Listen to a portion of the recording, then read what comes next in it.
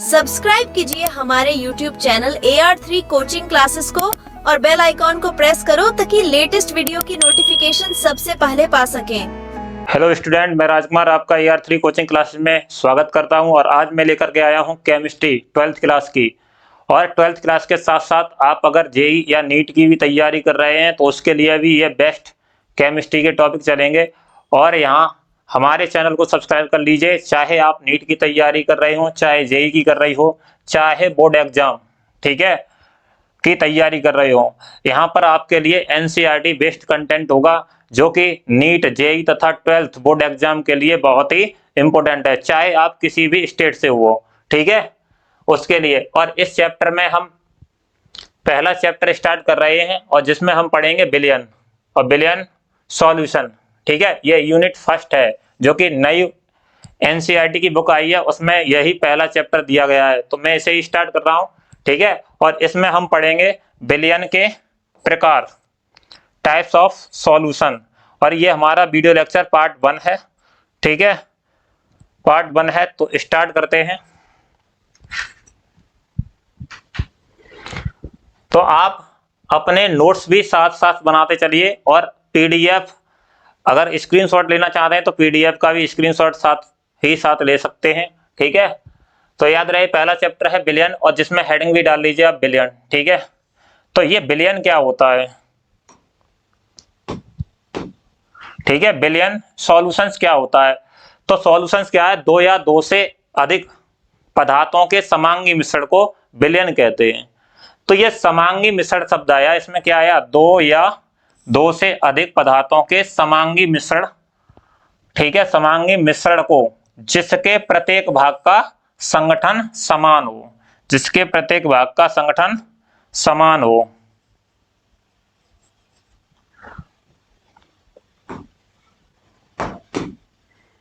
समान होता है, बिलियन कहलाता है। अब देखिए यहां पर एक शब्द आया कि समांगी मिश्रण। इस समांगी मिश्रण से क्या तात्पर्य है, आप समझेंगे समांगी मिश्रण के लिए।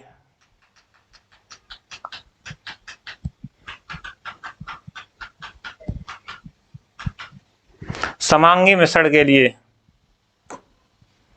जैसे मैं यहां पर नया पेज ले रहा हूं, जैसे कि समांगी मिश्रण क्या है कि जल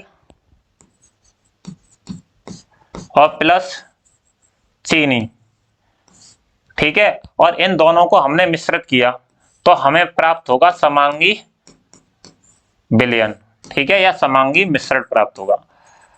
समांगी मिश्रण क्या है, वह है मिश्रण जिसके सभी, वह मिश्रण जिसके सभी पदार्थों का संगठन या अवयव का संगठन समान हो, ठीक है, समांगी मिश्रण बनेगा। क्या बनेगा भाई, समांगी मिश्रण। जैसे जल के पार्टिकल होते हैं, यहां पर समझिए जल के जो पार्टिकल होते हैं तो वो एक साइज के होते हैं, ये है उनके संगठन, ठीक है, बिल्कुल उनका कणों का साइज बिल्कुल समान है। अब चीनी के पार्टिकल भी समान होंगे तभी समांगी मिश्रण बनेगा, और चीनी के पार्टिकल अगर भिन्न मिले तो समांगी मिश्रण नहीं बनेगा, ये बात याद रखें, ठीक है। या उनके कणों का साइज अधिक होगा तो समांगी विलयन नहीं बन सकता या समांगी मिश्रण नहीं हो सकता। तो देखिए चीनी, तो कुछ लोग कहेंगे कि चीनी के तो पार्टिकल बड़े बड़े होते हैं, वो चीनी के पार्टिकल नहीं होते, वो चीनी के क्रिस्टल होते हैं। तो चीनी के क्रिस्टल तो बड़े हैं लेकिन पार्टिकल की बात करेंगे हम, तो देखो चीनी किससे प्राप्त होती है आपको, गन्ने के रस से, और गन्ने का रस क्या है, एक लिक्विड है, ठीक है, और जल भी हमारा क्या है, एक लिक्विड है।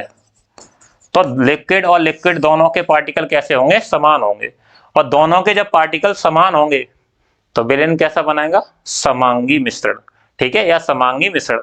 तो समांगी मिश्रण से तात्पर्य समझ गए, समांगी मिश्रण क्या है, तो अब समझ जाइए पहचान, और या विलयन की जो परिभाषा है आप उसे याद कर लीजिए, दो या दो से अधिक पदार्थों के समांगी मिश्रण को जिसके प्रत्येक भाग का संगठन समान होता है विलयन कहलाता है।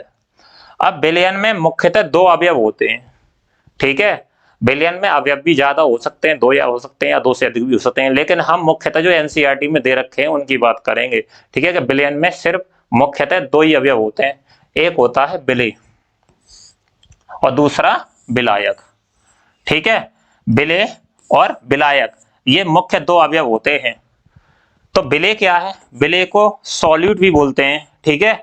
और विलेय विलयन में वह पदार्थ जो अपेक्षाकृत कम मात्रा में होता है। विलयन में वह पदार्थ जो अपेक्षाकृत कम मात्रा में या जिसकी मात्रा विलयन में कम हो वह विलेय, और जिसकी मात्रा विलयन में अधिक वह विलायक होता है। तो यहां कह रहा है कि विलयन में वह पदार्थ जो अपेक्षाकृत कम मात्रा में होता है विलेय कहलाता है, सॉल्यूट कहलाता है। जैसे जल में चीनी विलेय है, जल में क्या है? चीनी विलेय है। आपने क्या लिया? एक बीकर लिया, बीकर ले लीजिए या अपने घर पर कांच का गिलास ले लीजिए, और इसमें क्या भर रखा है तुमने? जल। और इस जल में मान लो यहां तो जल भरा है, और आपने एक चम्मच क्या डाल दी? चीनी डाल दी, ठीक है। तो अब चीनी, इसमें क्या क्या मिश्रित है? चीनी और प्लस जल। क्या मिश्रित है? चीनी प्लस जल। तो बताइए भाई, जिसकी मात्रा कम होगी, अब इसमें मात्रा किसकी कम है? तो चीनी की। अरे मात्रा किसकी कम है? चीनी की। और जल की मात्रा अधिक है, तो मैंने कहा जिसकी मात्रा विलयन में अपेक्षाकृत कम हो वो क्या कहलाएगा? विलेय।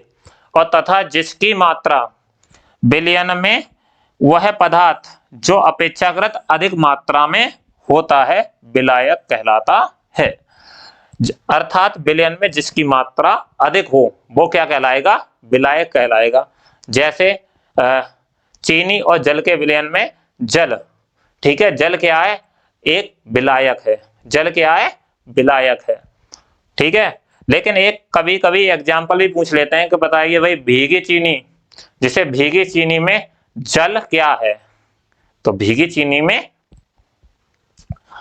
चीनी की बात करें, भीगी चीनी में जल विलेय है। देखिए यहां पर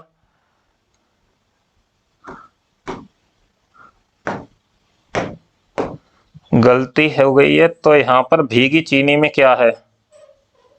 जल विलेय है। जल क्या है? विलेय।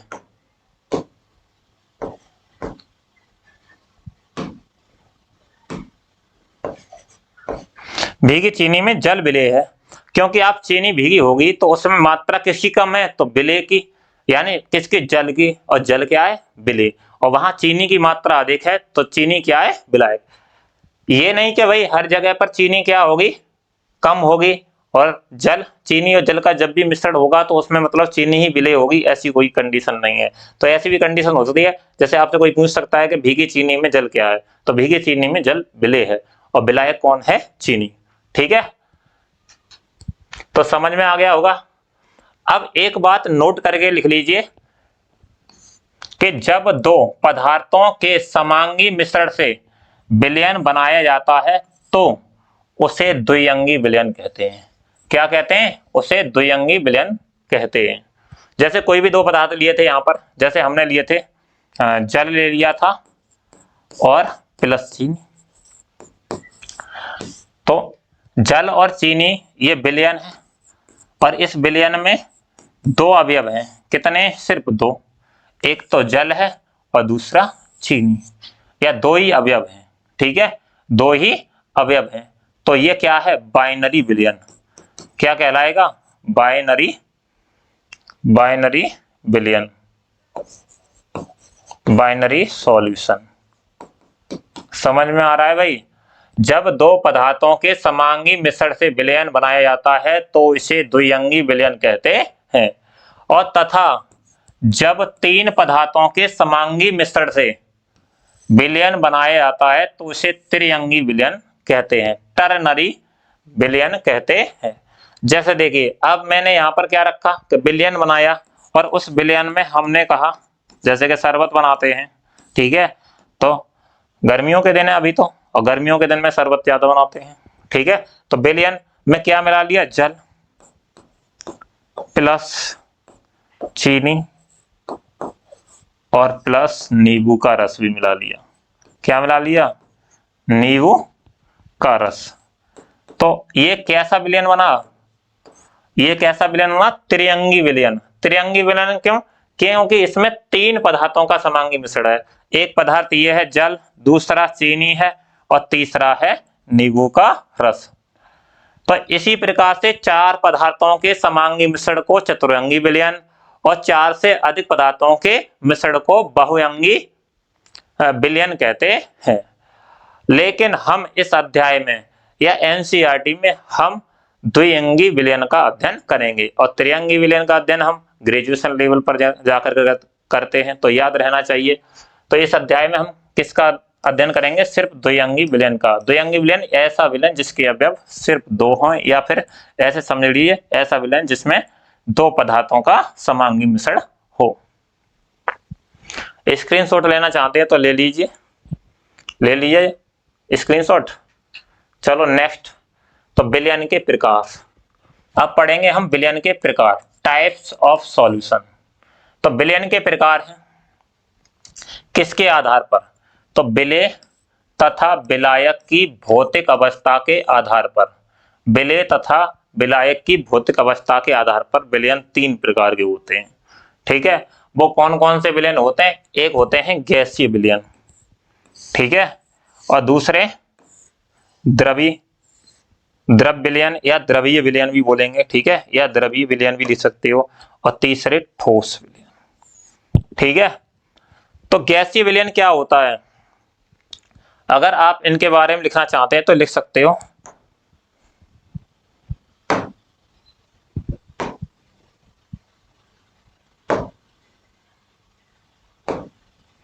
हेडिंग डाल लीजिए इनके बारे में, पहला गैसीय विलयन। ठीक है,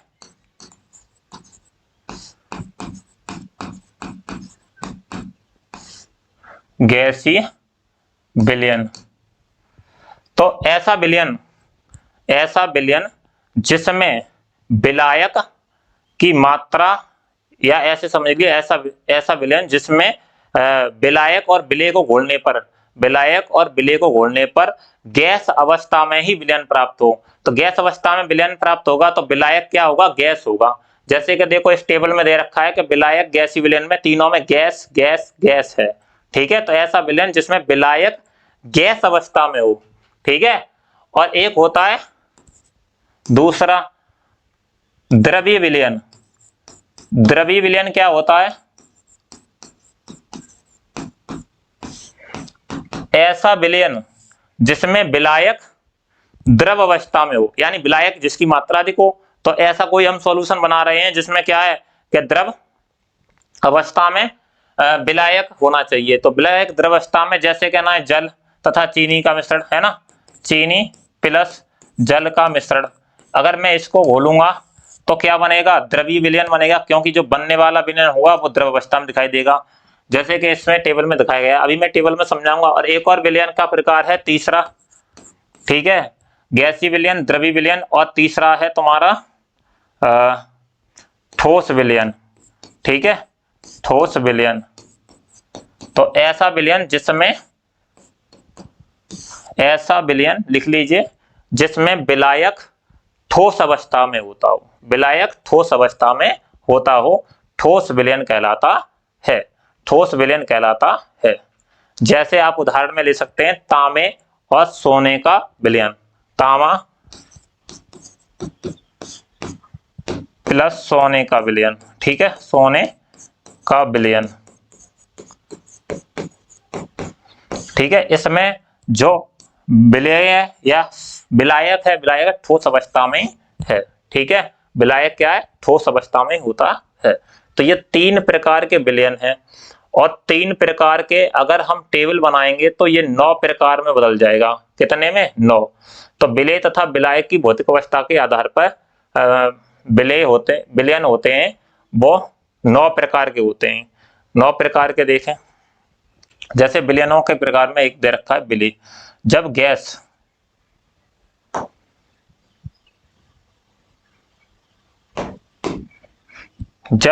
विलेय हो, ठीक है, और विलायक कौन हो? गैस ही, तब बनने वाला विलयन भी गैसीय विलयन होगा। ठीक है, क्योंकि दोनों में गैस ही गैस है, तो बनेगा विलयन तो गैस की अवस्था में ही तो बनेगा। जैसे देखिए यहाँ पर ऑक्सीजन गैस ले ली और नाइट्रोजन गैस ले ली और दोनों का मिश्रण किया तो क्या बना? ऑक्सीजन गैस और नाइट्रोजन गैस के मिश्रण का क्या बनेगा, गैसीय मिश्रण बनेगा। ठीक है। और दूसरी द्रव विलयन। अब हमने विलय क्या लिया, द्रव, लेकिन मैंने कहा था गैसीय विलयन में सदैव विलायक कैसा होता है, गैस अवस्था में होता है। देखो गैस अवस्था में तीनों गैस गैस गैस, गैसीय विलयन में तीनों गैस गैस गैस, लेकिन ये गैस भी हो सकता है विलय, द्रव भी हो सकता है और ठोस भी हो सकता है। तो देखिए जिसकी मात्रा अधिक है वो तो गैस ही है ना, तो विलायक है, तो बनेगा विलयन तो गैस का ही। जैसे द्रव, द्रव विलयन में हम उदाहरण लेते हैं तो क्लोरोफॉर्म, क्लोरोफॉर्म को नाइट्रोजन गैस में मिश्रित किया जाए तब, क्लोरोफॉर्म को नाइट्रोजन गैस में मिश्रित किया जाए तो कैसा विलयन बनेगा, गैसीय विलयन बनेगा। ठीक है। ऐसे ही एक और है ठोस। अब ठोस पदार्थ हम मिलाएंगे गैस में तो गैस की मात्रा अधिक रहेंगे लेकिन ठोस की कम, जैसे कपूर का नाइट्रोजन गैस में विलयन, कपूर का नाइट्रोजन गैस में विलयन। ठीक है। अगला है द्रवीय विलयन या द्रव विलयन। तो ऐसा विलयन, ठीक है, ऐसा विलयन जिसमें विलायक द्रव अवस्था में होता हो। तो देखो विलायक द्रव अवस्था में द्रव, द्रव और द्रव, लेकिन विलय क्या है, गैस, द्रव और ठोस तीनों में हो सकता है, गैस, द्रव और ठोस तीनों में हो सकता है। तो जब गैस होगा और विलायक कौन होगा, द्रव, तो जल में घुली हुई ऑक्सीजन, जैसे जल में घुली हुई ऑक्सीजन होती है, उस ऑक्सीजन में जो ऑक्सीजन होती है वो गैस है और द्रव क्या है, जल। ठीक है। और द्रव, द्रव विलयन, द्रव और द्रव में विलयन। तो ऐसा विलयन जैसे जल में घुली हुई एथेनॉल, जल में घुली हुई एथेनॉल, इसका सबसे अच्छा उदाहरण है, देखिए शराबियों को देख लीजिए, वो बहुत अच्छे तरीके से एथेनॉल का विलयन बनाते हैं। तो एथेनॉल का विलयन बनाते हैं वो बहुत अच्छी तरीके से, उसमें कहीं भी बिल्कुल कमी नहीं रहती है। तो आप सब समझते हो। ठीक है। तो वही है एथेनॉल, मतलब शराब को जल में घोल देना। ठीक है, शराब को जल में घोल देना। और नेक्स्ट है ठोस। कोई ठोस पदार्थ द्रव में घोलेंगे तब भी विलयन कैसा बनेगा, द्रवीय विलयन। जैसे ग्लूकोज, ग्लूकोज को जल में घोल लीजिए, ग्लूकोज को जल में घोलना, या चीनी को जल में घोल लीजिए, चीनी को जल में घोलेंगे तब भी कैसा विलयन बनेगा, द्रवीय विलयन। तो द्रवीय विलयन हो गया। उसके बाद में है ठोस विलयन। तो ठोस विलयन क्या है, ऐसे विलयन जिसमें विलायक ठोस अवस्था में पाया जाता हो या विलायक ठोस अवस्था में हो, और विलय चाहे तो गैस में हो, द्रव में हो या ठोस किसी में भी हो। देखो यहाँ पर विलायक है, सभी में क्या दे रखा है, ठोस ठोस। तो देखिए अब मिश्रण करते हैं, पहले गैस का ठोस में मिश्रण करेंगे। तो हाइड्रोजन, हाइड्रोजन गैस है वो पैलेडियम धातु, ठीक है, पैलेडियम ठोस अवस्था में पाई जाती है, उसका बना विलयन क्या कहलाएगा, हाइड्रोजन का पैलेडियम में बना विलयन क्या कहलाएगा, ठोसीय विलयन। ठीक है। अगला है द्रव। और द्रव का मिश्रण ठोस से कराया जाता है। तो जैसे पारे, यहाँ परे नहीं पारे, ठीक है,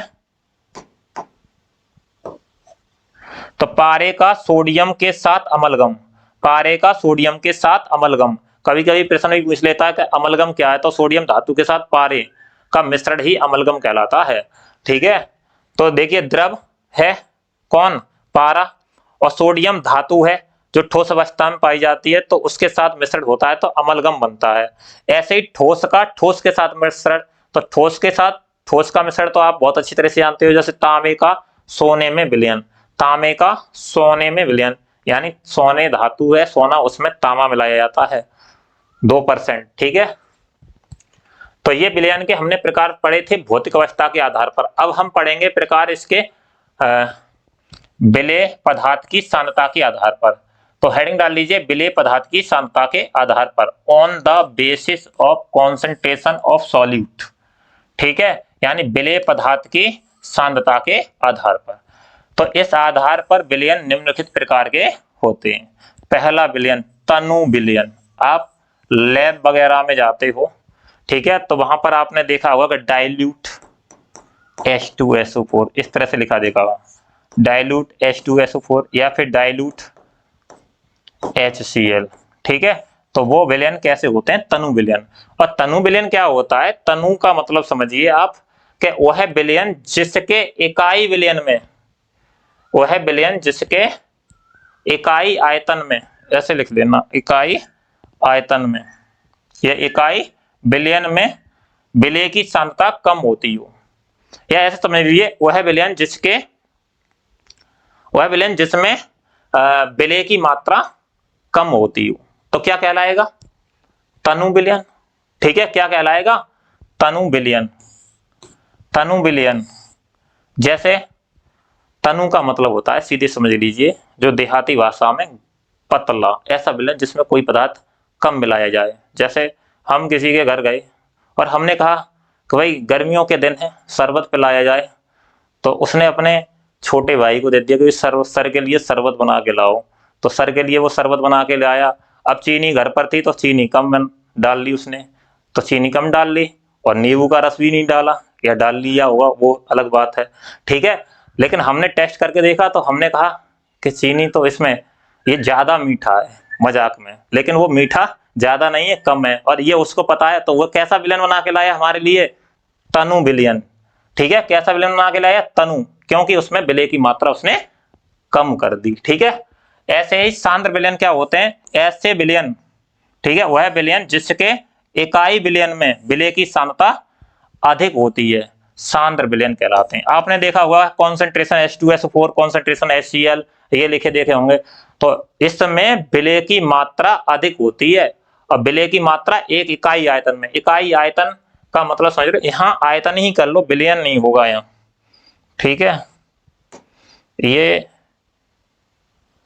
मिसप्रिंट हो गई है इनसे। ऐसे ही यहां पर इकाई आयतन,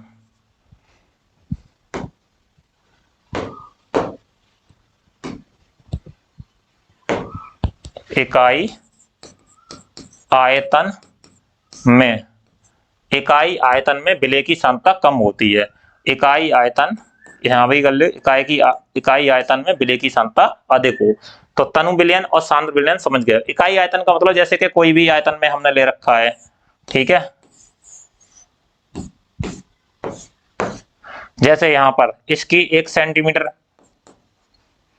ये भुजा हो, ठीक है, और 1 सेंटीमीटर ये भी हो, और 1 सेंटीमीटर ये भी हो, ठीक है, या 1 मीटर भी मान लीजिए, और इसमें भरा हुआ विलयन, और उस विलयन में अगर विलय की मात्रा कम होगी, उस विलयन में विलय की मात्रा कम होगी, ठीक है, ये भी 1 सेंटीमीटर की वजह दे रखी है, तो उसे बोलेंगे हम तनु विलयन। और उसमें अगर विलय की मात्रा अधिक होगी तो उसे बोलेंगे सांद्र विलयन। ठीक है, क्लियर है भाई? इसके बाद भी पढ़ेंगे हम संतृप्त विलयन, सैचुरेटेड सॉल्यूशन। संतृप्त विलयन क्या होते हैं? स्थिर ताप पर वह विलयन जिसमें विलय अधिकतम संभव मात्रा में घोला हो। वह स्थिर ताप पर वह विलयन जिसमें विलय अधिकतम संभव मात्रा में घुला हो या घुली हो, घुला हो। ठीक है,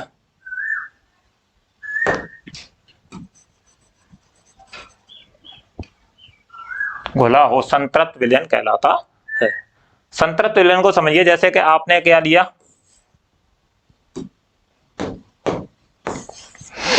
ये ले लिया एक बीकर और इसमें ले लिया जल, ठीक है, और इस जल में आप चीनी घोलने लगे, है ना। तो आपने पहले क्या किया, 1 चम्मच चीनी डाली और घोलते रहे। उसके बाद 2 चम्मच डाली, 3 चम्मच डाली, 4 चम्मच डाली, और डालते डालते घुलती रही। लेकिन एक ऐसी अवस्था आएगी जिस अवस्था में मतलब वो चीनी घुलना बंद हो जाएगी। क्या हो जाएगी? चीनी घुलना बंद हो जाएगी। इसका मतलब विलयन संतृप्त हो गया। ठीक है, जैसे मान लो 10 चम्मच आपने चीनी घोली इसमें, लेकिन उसके बाद में 11वीं चम्मच जो आपने चीनी घोली वो तली में बैठने लगी, और जब तली में बैठने लगी तो इसका मतलब कि अब वो चीनी घुलेगी नहीं। तो ऐसे भी बोल सकते हैं कि वह विलयन जिसमें अधिकतम मात्रा में विलय की अधिकतम मात्रा घुली हो, लेकिन और ज्यादा ना घोला जा सके। ठीक है, विलय को और अधिक ना घोला जा सके, क्या कहलाएगा? विलयन।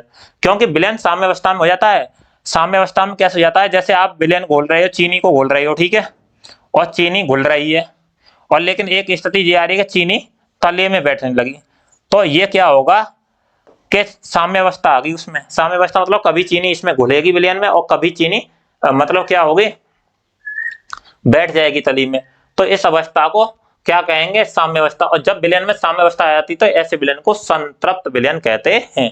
जैसे आपके घर पर कोई रिश्तेदार आया और आप पहले उसे पूड़ी खिलाते रहे, फिर और कुछ खिलाया, दही खिलाया, फिर रसगुल्ले भी ले आए, फिर और मीठा भी ले आए, तो बाद में वो कहेगा अब नहीं भाई, अब नहीं चाहिए उसे, क्योंकि अब वो संतृप्त हो गया है। तो ऐसा विलयन जिसमें पदार्थ की विलय की मात्रा और अधिक ना घोली जाए तो वो क्या कहलाएगा, संतृप्त विलयन कहलाया जाए। अगला है असंतृप्त विलयन, अनसैचुरेटेड सॉल्यूशन।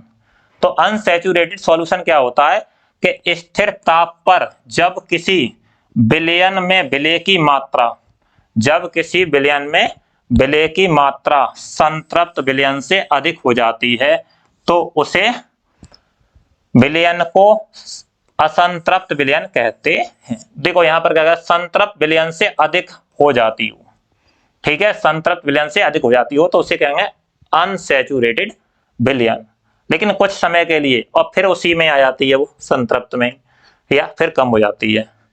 अगला है मानक विलयन, स्टैंडर्ड सॉल्यूशन। तो इस विलयन के निश्चित आयतन में विलय का द्रव्यमान ज्ञात होता है। या मानक विलयन क्या होते हैं, स्टैंडर्ड मान, जैसे 25 डिग्री सेंटीग्रेड तथा ताप ले लिया ये स्थिर, ठीक है, एसटीपी पर बना विलयन, और उस विलयन में और कुछ पदार्थ की मात्रा या पदार्थ की कितनी मात्रा घोली जा रही है, वो क्या कहलाएगा, मानक विलयन कहलाएगा। तो आज के वीडियो लेक्चर में हम यहीं तक पढ़ेंगे। आप अपने सुंदर से नोट्स बना लीजिए और नेक्स्ट वीडियो में लेकर आएंगे हम सांद्रता, और सांद्रता को व्यक्त करने वाली विधियां, जैसे द्रव्यमान प्रतिशत, आयतन प्रतिशत, ठीक है, और मोलरता, मोल अंश, और तुम्हारी है पार्ट्स पर मिलियन, इन सभी को क्लियर करेंगे और इन्हीं के साथ साथ न्यूमेरिकल। तो ठीक है, thank you for watching full video, और हमारे चैनल को सब्सक्राइब कीजिए और अच्छे से अपने साइंस के या केमिस्ट्री के नोट्स बनाते रहिए, ठीक है।